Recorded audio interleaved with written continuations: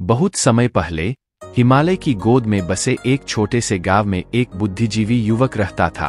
उसका नाम सिद्धार्थ था। सिद्धार्थ अपने गांव का एकमात्र ऐसा व्यक्ति था जिसने जीवन के गूढ़ रहस्यों को समझने की दिशा में गहरा रुचि दिखाई थी। उसने बहुत से धार्मिक ग्रंथ पढ़े और विभिन्न गुरुओं से शिक्षा प्राप्त की, लेकिन फिर भी उसे आत्मा की सच्ची शांति नहीं मिली। एक दिन गांव के पास के जंगल में एक वृद्ध संत का आगमन हुआ। उनके बारे में सुना गया कि वे आत्मज्ञान प्राप्त कर चुके हैं और उनके पास अद्वितीय ज्ञान है। सिद्धार्थ ने निर्णय किया कि वह उस संत से मिलकर अपनी सभी शंकाओं का समाधान करेगा। सिद्धार्थ ने संत के पास जाकर उन्हें प्रणाम किया और कहा, गुरुदेव, मैं जीवन के सत्य की खोज में हूँ। मैंने बहुत कुछ पढ़ा और सुना है, लेकिन मेरी आत्मा को शांति नहीं मिली। कृपया मुझे मार्गदर्शन करें। संत ने मुस्कुराते हुए कहा, बेटा, सत्य को केवल पढ़कर या सुनकर नहीं जाना जा सकता। सत्य को अनुभव करना पड़ता है। यदि तुम वास्तव में सत्य की खोज में हो, तो तुम्हें त्याग और तपस्या का मार्ग अपनाना होगा।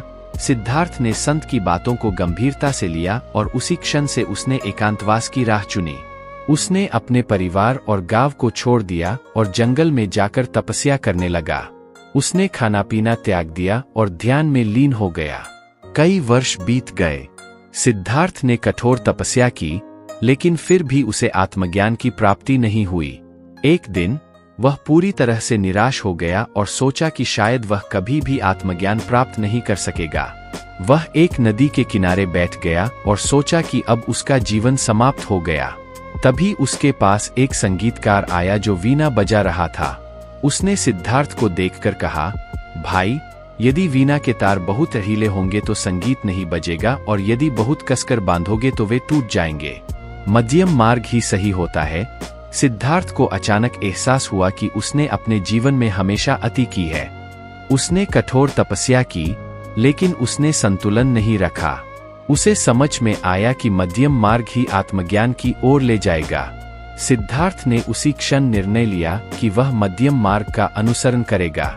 उसने अपने शरीर को उचित आहार दिया, अपनी मानसिकता को संतुलित किया और ध्यान की नई विधि अपनाई। उसने जीवन की हर परिस्थिति में संतुलन बनाए रखने का संकल्प लिया।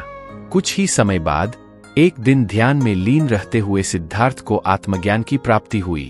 वह समझ गया कि जीवन का सत्य क्या है। उसने ज्ञान की ज्योति को प्रज्वलित किया और बुद्ध बन गया।